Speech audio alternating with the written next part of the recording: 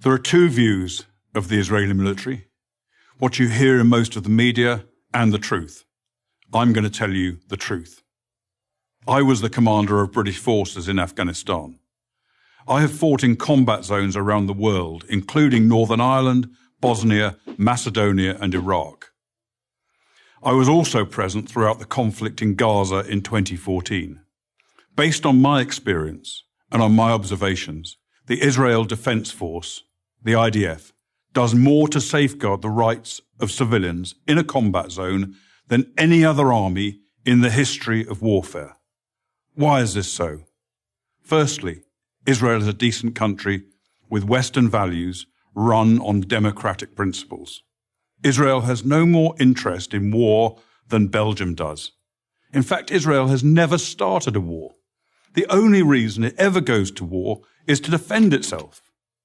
And it has to defend itself because, unlike Belgium, it is surrounded by countries and armed groups that want to destroy it. Secondly, Judaism, with its unsurpassed moral standards, remains a major influence on the citizens of Israel.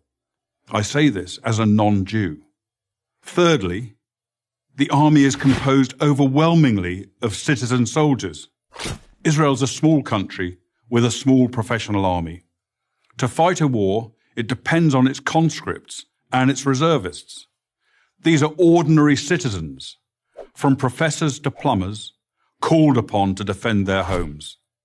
They don't want to be fighting, and they don't want to harm others. Nowhere was the essential morality and decency of the IDF more evident than in the Gaza War of 2014. If ever there was a purely defensive war, this was it. The war was started by Hamas, the terror organization, designated as such by the US State Department that runs the Gaza Strip. In the first 6 months of 2014, Hamas launched hundreds of rockets at Israeli civilians.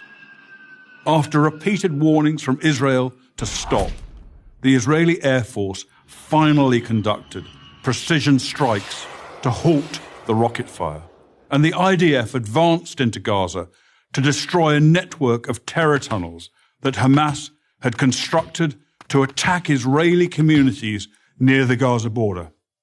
The IDF took extraordinary measures to give Gaza civilians notice of targeted areas, dropping millions of leaflets, broadcasting radio messages, sending texts, and making tens of thousands of phone calls. Let me repeat that.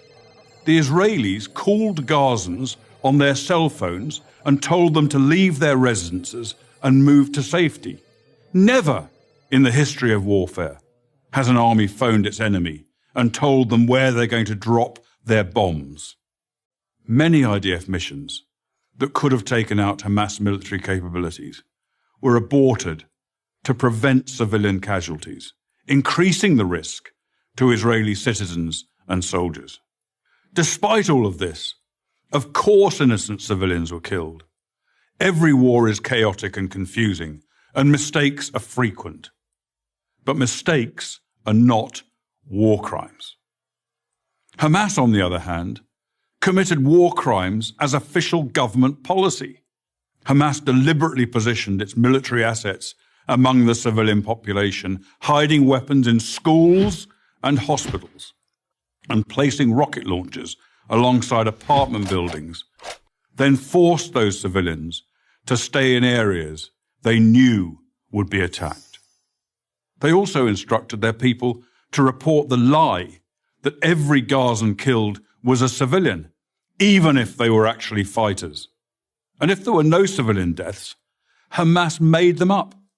Numerous internet sites show Palestinians elaborately staging sniper victims and smashed ambulances, among other phony horrors. It's so common, there's even a term for it, Pallywood, as in Palestinian Hollywood. Ironically, it's the leaders of Hamas themselves who best understand the extraordinary measures the IDF will take to protect innocent civilians. They take full advantage of Israel's decency and adherence to the laws of war. No army takes such risks in order to protect civilians as the Israeli army does.